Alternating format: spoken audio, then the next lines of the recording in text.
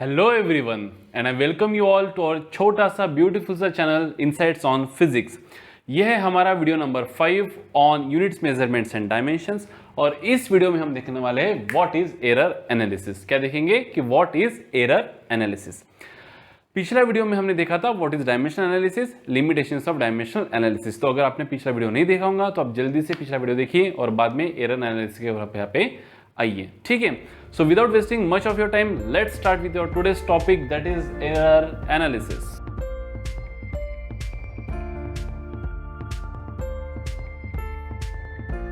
Now, what do you mean by error analysis? Error analysis मतलब क्या? ये तो समझ में आ रहा है सर कि जो एरर्स आते हैं मेजरमेंट में, क्योंकि चैप्टर का नाम है यूनिट्स डायमेंशन मेजरमेंट्स। हम कभी लेंथ मेजर करेंगे टेप पट्टी से, स्केल पट्टी से, हाइट मेजर करेंगे किसी बंदे की, है ना। डिफरेंट जैसे अगर हमको डिफरेंट एक्सपेरिमेंट्स परफॉर्म करने हैं तो हमको वैल्यूज चाहिए होता है। जैसे अगर मुझे मान लो सिंपल पेंडुलम वाला एक्सपेरिमेंट परफॉर्म करना है तो सिंपल पेंडुलम वाले एक्सपेरिमेंट में time period of simple pendulum क्या है, t is equal to 2 pi under root of L by G. तो मुझे लेंथ मेजर करना पड़ेगा सर, है ना।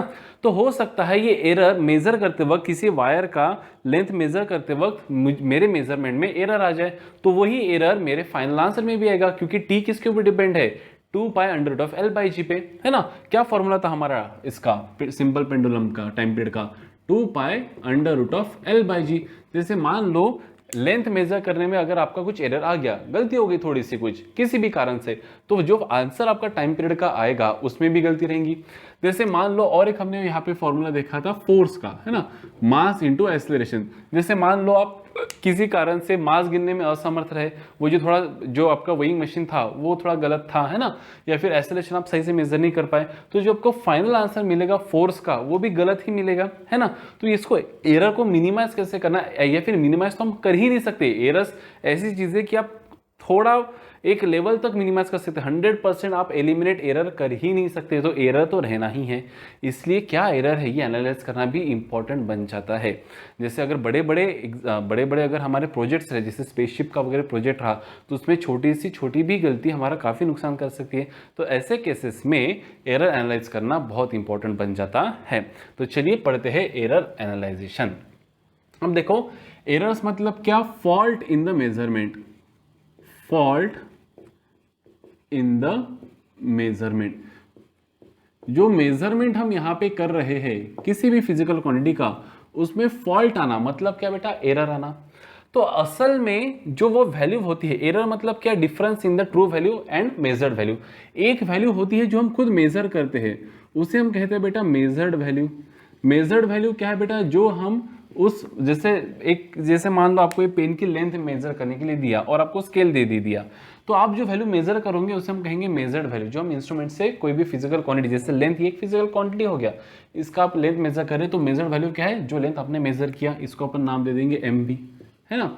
और असल में जो शायद मतलब सत्य एक ऐसी वैल्यू होंगी जो सत्य है, जो हमको नहीं पता मतलब जो पेन है ये किसी ना किसी लेंथ का तो होगा ही ना बेटा।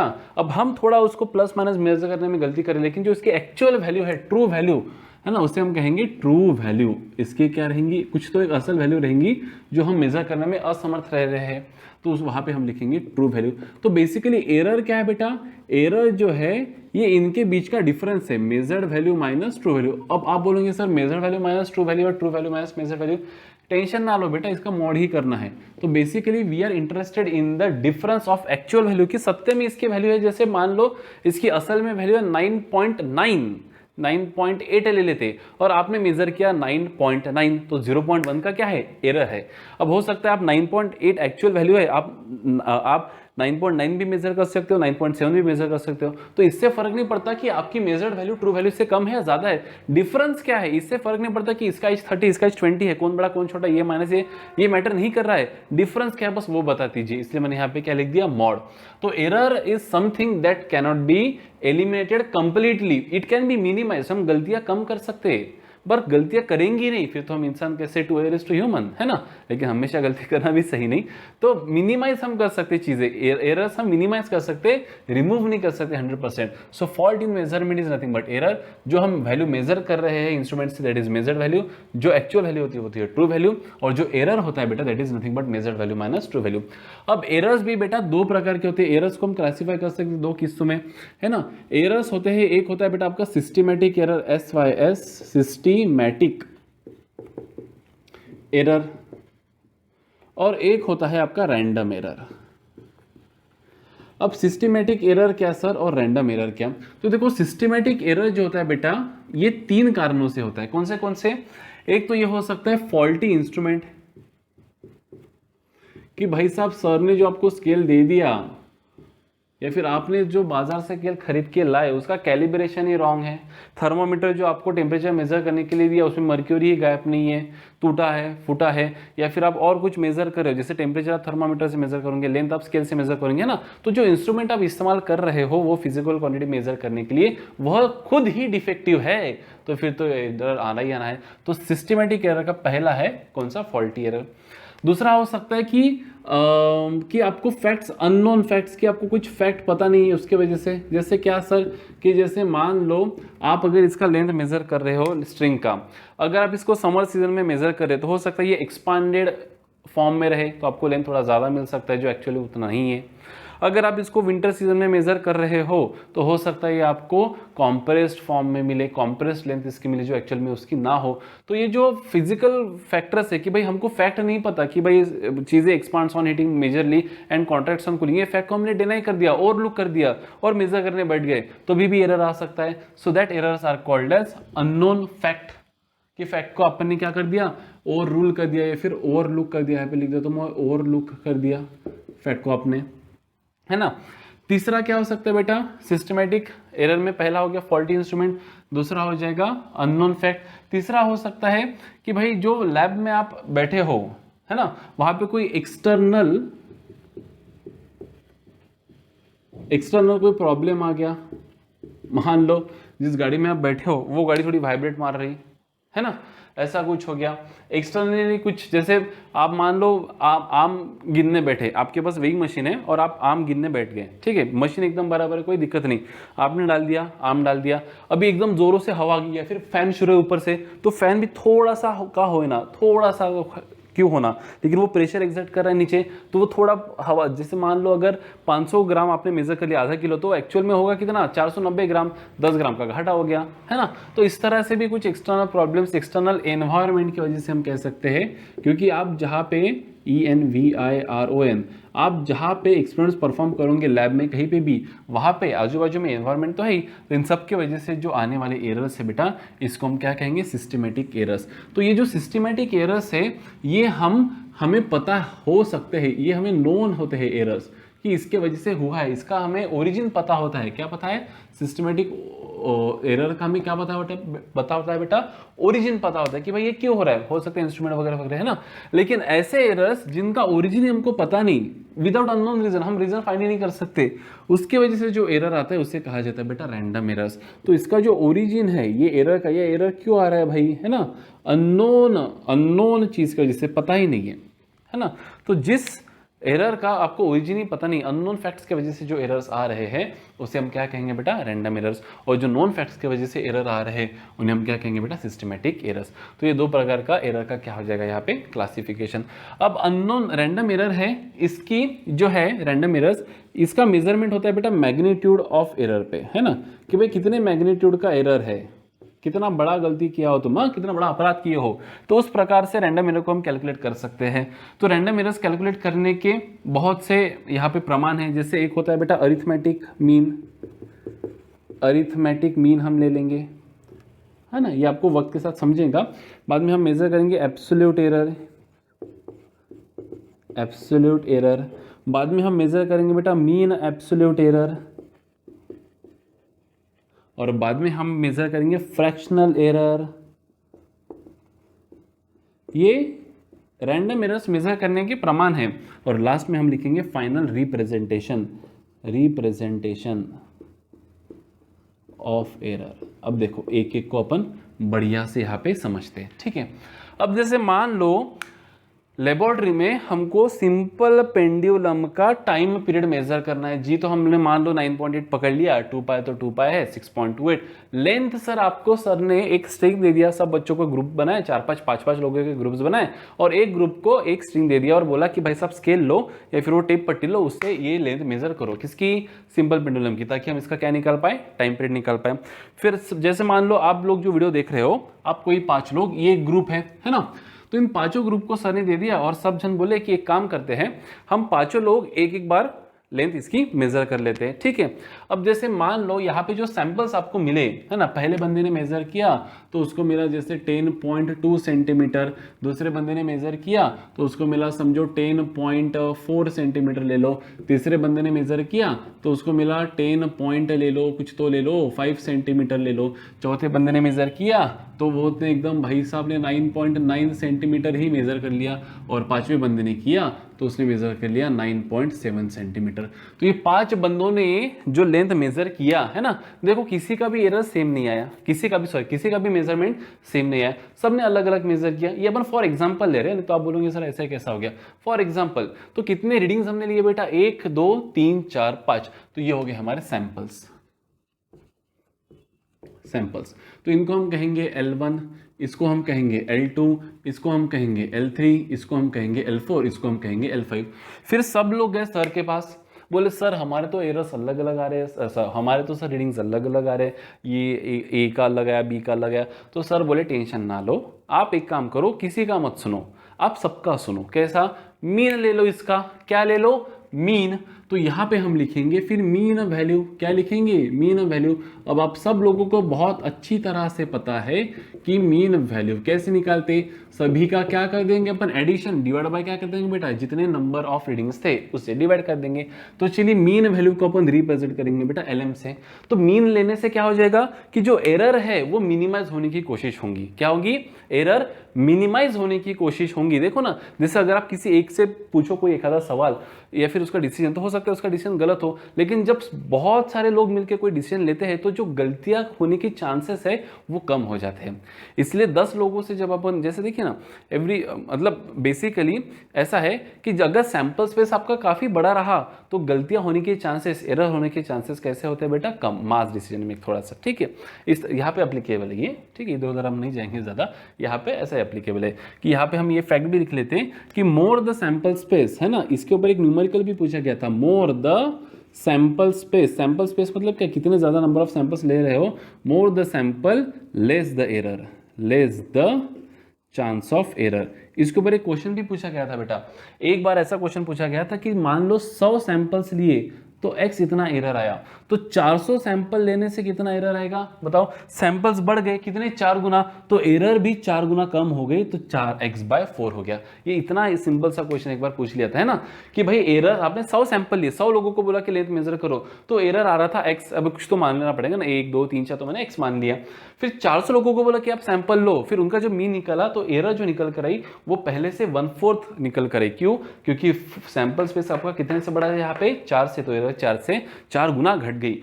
4 गुना अगर ये बढ़ गया सैंपल स्पेस तो आपका एरर 4 गुना घट जाएगा। देखो, more the sample less the error, बहुत गोल्डन स्टेटमेंट है, ठीक है।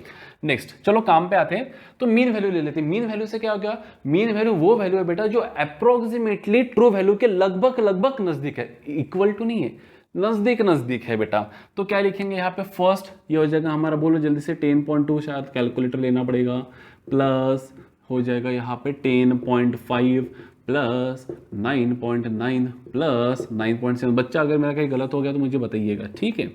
यहाँ पे हम लिखेंगे LM इज इक्वल टू 10, इसको भी 10 पकड़ लेते तो ये हो जाएगा 50 वैसे, है ना। 50 में से देखो अभी 50 में से निकालेंगे 0.2 0.4 मतलब 0.6 ऐड करना पड़ेगा, 0.11 1.1 ऐड करना पड़ेगा, 1 में से 1 निकालो तो 1 में से 3 निकालो तो 7, तो ये हो जाएगा बेसिकली 50.7, है ना। वैसे देखो मान लो ये 500 मान लो, 500 में से कितनी, 2 ऐड करो, 4 ऐड करो, 6 और 5 11, 11 में से 1 निकालो, 10 में से 7 निकालो, 11 में से 3 निकालो, तो 10 में बराबर है 50.7, ठीक है। तो ये हो जाएगा बेटा हमारा 50.7 डिवाइडेड बाय क्या करते हैं देंगे हम इसको 5। तो इसका आंसर क्या आएगा देखिए, डेसिमल तक हमको लेके जाना है, ये आ जाएगा 10.70 मतलब ये हो जाएगा बेटा 14 सेंटीमीटर।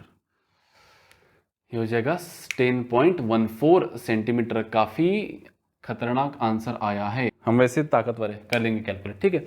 तो ये देखो बेटा 10 + 10 10 मतलब सबको क्या मान लिया, 10 10 10 10 10 मान लिया, मतलब हो जाएगा 50 50 में 2.2 0.4 मतलब 0.6 मतलब ये 1.1 1.1 में से 0.1 गया, 1 में से 0.3 गया, दैट इज 7। तो ये जगह 50.7 divided by 5 that is 10.14 centimetre. ये हो गया हमारा मीन वैल्यू। कौन सा वैल्यू हो गया ये, मीन वैल्यू। इसी को हम कहेंगे बेटा एवरेज वैल्यू। कौन सी वैल्यू कहेंगे बेटा, इसी को हम एवरेज वैल्यू। मिल गई। अभी किसी का ना सुनते हुए हम किसका सुनेंगे कि भाई मान लो कि लेंथ जो है वो कितनी है, 10.14 है। क्या है, 10.14 है। अभी सेकेंड हम निकालेंगे यहाँ पे मीन वैल्यू के बाद क्या है, देखो एब्सोल्यूट एरर। क्या निकालेंगे बेटा, absolute error. Absolute error, ABSOLUT, absolute error. What is absolute error? Absolute error होता है बेटा difference of each value to that of its average value, कि एवरेज वैल्यू से मीन वैल्यू कितना डेविएट हो रही है। जैसे इसको अपन लिखेंगे डेल्टा एल से, डेल्टा एल से एक इसका बेसिक फॉर्मूला लिख देता हूं मैं, mod of LM minus L. L क्या है आपका, सैंपल, ठीक है। तो अपन निकालेंगे सबसे पहले absolute error in first reading. तो ये क्या आ जाएगा, देखो एवरेज वैल्यू आपका 10.14 माइनस यहाँ पे क्या लिखेंगे 10.2, तो क्या हो जाएगा बेटे, देखो ये आंसर हो जाएगा 0.06 सेंटीमीटर। हालांकि ये छोटा है ये बड़ा है, लेकिन हमको सिर्फ मॉड लेना है, उसका डिफरेंस से लेना देना है, ठीक है। What is second absolute error, है ना सेकेंड, तो क्या लेंगे वापस mean value 10.14 minus second sample reading का क्या है, कितना है बेटा 10.4, तो ये कितना हो जाएगा 0.26 सेंटीमीटर, है ना। What is next L3 mean absolute error in third reading. क्या हो जाएगा अगेन मीन वैल्यू माइनस क्या करेंगे बेटा third reading, that is 10 point लिख देते हैं यहाँ पे 5, तो क्या हो जाएगा ये 0.36 सेंटीमीटर, करेक्ट। नेक्स्ट ले लेंगे बेटा absolute error in fourth reading. तो क्या हो जाएगा mean value that is 10.14 minus क्या लिखेंगे बेटा यहाँ पे 9.9, तो ये कितना हो जाएगा 0.24 सेंटीमीटर। नेक्स्ट लिखेंगे बेटा absolute error in fifth case. तो क्या हो जाएगा 10.14 माइनस, बोर हो रहे हो क्या, 9.7 हो रहे हो क्या बोर, क्या लिखेंगे यहाँ पे 30, मतलब ये हो जाएगा बेटा 0.44 सेंटीमीटर। तो अभी हमको हर एक रीडिंग जो हम ये मान रहे, देखो ये जो वैल्यू है 10.14 ये हम मान रहे कि भाई ये सत्य वैल्यू है। ऐसा अभी किसको सत्य मानना, तो एक काम कर लेते हैं, सबका मीन लेके जो वैल्यू आ रही है उसको उसी को सत्य मान लेते हैं, है ना। तो ये सत्य वैल्यू और इंडिविजुअल में अभी क्या डिफरेंस है वो हमने यहाँ पे निकाला और उसको क्या नाम करा दिया, एब्सोल्यूट एरर। क्या नाम दिया, एब्सोल्यूट एरर। अभी हमको क्या निकालना है कि भाई हर वैल्यू मीन से, सत्य वैल्यू से कितना दूर तक डेविएट हो रही है। अभी हमको क्या निकालना है कि ये जो एरर्स आ रहे हैं इसमें भी फिर अभी कौन सा एरर माने सर, 0.44 माने या 0.6 माने, तो इसका भी मीन ले लो। क्या ले लो, मीन, उसको बोलेंगे अपन mean absolute error, mean absolute error, कि भाई एरर्स का भी मीन ले लो। एरर्स का भी क्यों, उससे भी क्यों ये करना, इसका कैसे मीन ले लिया सर नॉर्मल वैल्यू का, तो एरर का भी कर लो मीन लो, मतलब आपको most appropriate approximate value of error मिलेंगी यहाँ पे। तो क्या लिखेंगे बेटा mean absolute error delta L बार से लिखेंगे। सो इट इज, अब अलग अलग बुक में अलग अलग नोटेशन हो सकते हैं, मैं यहाँ पे डेल्टा एल लिख रहा हूँ, ठीक है, डेल्टा एल बार। तो क्या लिखेंगे बेटा डेल्टा एम बार, एम भी लिखते हैं कोई, ठीक है। तो ये क्या हो जाएगा डेल्टा एरर 1, है ना, मीन एब्सोल्यूट एरर 2, ऐसा कहाँ तक, mean absolute error number 5 whole divide by क्या कर देंगे बेटा यहाँ पे 5। अब चलो ऐड करते हैं, 0.06 प्लस 0.26 प्लस 0.36, सब 6 ही है क्या भाई, 0.24 प्लस 0.44 होल डिवाइड बाय क्या कर देंगे बेटा 5। चलो मैथ्स स्ट्रांग चाहिए, फास्ट करेंगे, फास्ट 36 और 24 0.6 हो जाएगा, ये 0.6 और ये हो जाएगा बेटा 0.5, तो 0.6 और 0.5 मतलब 1.36 डिवाइड बाय 5। देखो वैसे भी नहीं समझ में आ रहा तो ऐसे कर लेते, देखो 44 प्लस 6 50 प्लस ये 74 प्लस 26 90 प्लस 36 ना, 90 प्लस 36 कुछ गलत हो गया क्या मेरा, वापस कर लेते हैं। 44 प्लस 6 50 और ये 50 हाँ बराबर है 1.36 डिवाइड बाय 5। अब चलो 136 डिवाइड बाय 5 कितना हो जाएगा, देखो 136 डिवाइड बाय 5 ये हो जाएगा 50 मतलब 68 हो जाएगा, तो ये हो जाएगा 0.68 सेंटीमीटर आई गेस। नहीं छी छी इतना गलत, 13 2 ज़ा 26, इसका डबल कर दो 260 272 272। अब सही है सर, ठीक है ना, कर सकते ना अपन।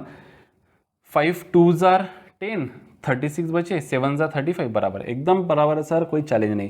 0.272 centimetre is the mean absolute error. कौन सी एरर है बेटा ये, मीन एब्सोल्यूट एरर। देखो हमने क्या निकाल दिया, अरिथमेटिक मीन निकाल दिया, एब्सोल्यूट एरर निकाल दिया, मीन एब्सोल्यूट एरर निकाल दिया, अभी हम निकालेंगे फ्रैक्शनल एरर। अब देखिए भैया, हमको दिया गया था सैंपल स्पेस, क्या दिया गया था हमको, सैंपल स्पेस। अभी सैंपल स्पेस में किस स्टूडेंट का गिने तो किसी के साथ अन्याय नहीं होना चाहिए, सबका कंसिडर करेंगे। तो L1 L2 L3 L4 L5 divide by 5, तो ये आ गई हमारी मीन एवरेज वैल्यू। अब किसका कंसिडर करें, तो हम इसको पकड़ के चलते कि भाई ये जो वैल्यू है ये लगभग सही वैल्यू है। तो फिर सही वैल्यू से इंडिविजुअल वैल्यू कितना डेविएट हो रही है, ये हम किससे निकालेंगे, एब्सोल्यूट एरर से। फिर ये तो है एरर्स हर वैल्यू में, फिर एरर का भी मीन लो, मतलब आपको मीन एरर में भी मोस्ट अप्रोक्सीमेट एरर क्या है भाई, एरर में भी एकदम बेस्ट एरर क्या है, तो वो आपको मिलेगा मीन एब्सोल्यूट एरर से 0.272। अभी बारी आ गई लिखने की फ्रैक्शनल एरर। क्या बारी आ गई बेटा लिखने की, फ्रैक्शनल एरर। अब देखो नाम में ही पूरा इसका काम है। फ्रैक्शनल एरर मतलब क्या फ्रैक्शन है एरर का, जैसे मान लो आप लेके गए 100 रुपए, आपने वड़ा पाव खा लिया 20 रुपए का, तो what is the fraction of amount that you have spent, 20 by 100, 20%। तो वैसे ही फ्रैक्शनल एरर मतलब क्या, कितनी एरर आई कितने में, 100 रुपए में कितनी एरर आई, तो कितनी एरर आई है सर, यहां पे हम लिखेंगे सर फ्रैक्शनल एरर। क्या लिखेंगे यहां पे, फ्रैक्शनल एरर। इसको रिलेटिव एरर भी कहते हैं। क्या कहते हैं बेटा, रिलेटिव एरर, नाम याद रखिए, रिलेटिव कितना रिलेटिवली कितनी एरर है भाई। तो फ्रैक्शनल एरर मतलब क्या, कि mean absolute error upon mean value. Error में भी सबसे best error mean absolute error कितना है, 0.272 अपॉन मीन वैल्यू में भी सबसे मीन वैल्यू बेस्ट वैल्यू कितनी है, 10.14। तो इसका जो आंसर आएगा अभी, इसका जो आंसर आएगा अभी, that is nothing but the fractional error. कौन सी एरर हो जाएगी बेटा, ये फ्रैक्शनल एरर। तो ये जो वैल्यू यहां पे मिल रही है हमें, ये हमें मिल रही है 0.02682 के आसपास, ठीक है, कैलकुलेटर से हमने यहां पे निकाला। अब यहाँ पे देखिए ये क्या है बेटा, फ्रैक्शनल एरर है। कि कितना फ्रैक्शनल एरर, देखो काफी कम फ्रैक्शन है 0.026, लेकिन है ना, एरर तो है। नेक्स्ट है बेटा, इसी फ्रैक्शनल एरर को हम क्या कहते हैं बेटा, रिलेटिव एरर। क्या कहते हैं, देखो रिलेटिव एरर, क्या कहेंगे हम इसको, रिलेटिव एरर। लास्ट आता है बेटा रिप्रेजेंटेशन के पहले एक परसेंटेज एरर। क्या एरर बेटा, परसेंटेज की कितना परसेंट एरर है। तो क्या करेंगे अपन, परसेंटेज एरर के लिए अपन परसेंटेज एरर के लिए निकालेंगे अपन फ्रैक्शनल एरर, है ना, या फिर यहाँ पे लिखते हैं रिलेटिव एरर। रिलेटिव एरर मतलब ही फ्रैक्शनल एरर मल्टीप्लाइड बाय क्या कर देंगे बेटा, 100, है ना। जैसे मान लो आपको 100 में से 80 मार्क मिले, तो आप कैसे करेंगे, 50 में से 40 मार्क मिले, तो आप क्या करोगे, 40 डिवाइड बाय 50 इंटू 100। तो कितना है बेटा फ्रैक्शनल एरर, देखो यहाँ पे हम लिखेंगे 0. यहाँ पे देखो this divide by this into 100 करो, या फिर सीधा सीधा दिस, ये डिवाइड बाय तो ये आने वाला है ना, तो लिखेंगे 0.272 अपॉन 10.14 इंटू क्या लिखेंगे बेटा, 100, मतलब 0.02682 इंटू क्या लिखेंगे बेटा, 100, मतलब ये हो जाएगा कितना हो जाएगा, देखो 2 0 से मल्टीप्लाई कर दो, ये हो जाएगा 2.682%। This is the error in the calculation of length during the experiment of simple pendulum by the one group of student. फिर लास्ट आता है सर, इसको आखिर में रिप्रेजेंट कैसे किया जाए, यही तो है सर रिप्रेजेंटेशन। फिर जब सर फाइनली पूछेंगे उस ग्रुप को कि भाइयों क्या है आपका वैल्यू, क्या है एरर, क्या हो सकता है प्रोबेबिलिटी, है ना, तो बच्चे जाके सर को बोलेंगे सर लेंथ तो हमने मेजर कर लिया, उसका मेन जो एवरेज वैल्यू आया लगभग वो आया सर 10.14, पर सर प्लस माइनस 2.8682% का एरर उसमें हो सकता है।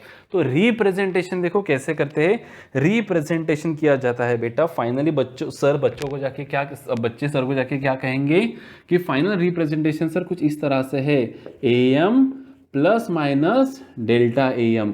AM मतलब क्या बेटा कि मीन वैल्यू ऑफ लेंथ। तो यहाँ पे A is nothing but physical quantity, तो यहाँ पे लेंथ है तो हम लिखेंगे LM plus minus delta LM।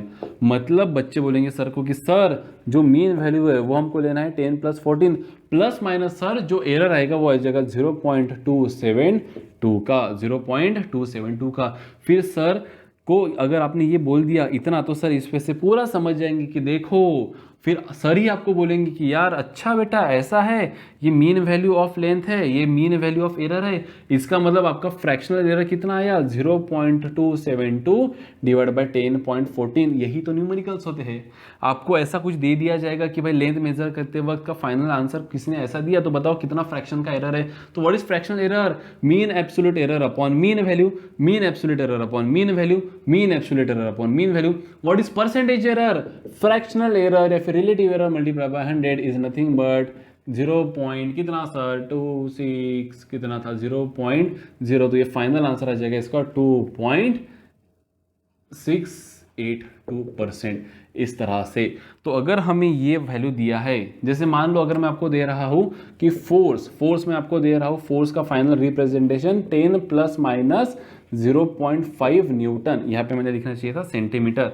तो यहाँ से आप लोग समझ जाना चाहिए कि जो मीन वैल्यू ऑफ फोर्स हमको लेना है वो लेना है 10 न्यूटन, और जो एरर आया है बेटा फोर्स कैलकुलेट करते वक्त वो आया है 0.5। So what is fractional error? Fraction क्या है? ये है हमारा FM और ये हमारा delta FM। So what is fraction? Delta FM divide by FM। क्या फ्रैक्शन एरर का? 0.5 अपॉन 10। ये है फ्रैक्शन ऑफ एरर। तो इसका आंसर आ जाएगा बेटा 0.05। इट इज फ्रैक्शनल एरर मतलब relative error. What is percentage error? Sir इसी को मल्टीप्लाई कर दो सर 100 से, इसी को मल्टीप्लाई कर दो सर 100 से, 1 2 5% एरर आया सर, 5% एरर। काफी ज्यादा एरर हो गया सर, काफी ज्यादा एरर हो गया। तो इस तरह से बेटा आपको फाइनल रिप्रेजेंटेशन से एरर कैलकुलेट करते आने चाहिए, फ्रैक्शनल एरर कैलकुलेट करते आने चाहिए, रिलेटिव एरर मतलब भी फ्रैक्शनल एरर कैलकुलेट करते आनी चाहिए merely on the basis of this representation. और ये लाने के लिए ये इतना मशक्कत हमको करना पड़ा। अब हालांकि ऐसे क्वेश्चंस नहीं आते हैं एग्जाम में, लेकिन डायरेक्ट रट्टा मारने में कोई मतलब है क्या? बिल्कुल मतलब नहीं है सर। फिर क्या? इसलिए तो पढ़ना है ना हमको, इसलिए हमने इसको पढ़ लिया। हो सकता है आपको इसके ऊपर कुछ जो मैं यहाँ पे अभी थ्योरेटिकल जो बातें किया हूँ उसके बेसिस पे यहाँ पे आपको कुछ क्वेश्चंस फ्रेम हो सकते हैं कि व्हाट इज भाई absolute error? It is the difference of the mean value and the individual value. What is mean absolute error? It is the most approximate value of error. उसकी भी most appropriate accurate value of error is nothing but mean absolute error. ऐसे आपको objective questions भी आ सकते हैं, है ना? तो विद दिस पॉजिटिव नोट बच्चों, एरर एनालिसिस हमने यहाँ पे छोटा सा थोड़ा सा पार्ट ही पढ़ा है। इसके आगे हम पढ़ने वाले हैं कि what is error as a sum, error as a difference, error as a product, error as a question. वो उसके ऊपर काफी अच्छे न्यूमेरिकल्स बनते हैं। तो अगर आपको ये लेक्चर बोर हो गया होगा तो सॉरी फॉर दैट, लेकिन ये टॉपिक थोड़ा है ही वैसा। आप इसको थोड़ा एक बार नहीं समझे तो फास्ट में एक बार फास्ट फॉरवर्ड करके देख लीजिए। वैसे मेरी स्पीड थोड़ी फास्ट फॉरवर्ड है, थोड़ा देखिए, आपको मैनिपुलेट करके जैसा देखना है वैसा। अल्टीमेट एम यही है कि आप लोगों को ये समझे, ठीक है? स्टे ट्यून, अगले इसमें हम पढ़ेंगे what is error as a sum and difference and question and product. तब तक पढ़ते रहिए और लाइफ में आगे बढ़ते रहिए। बाय।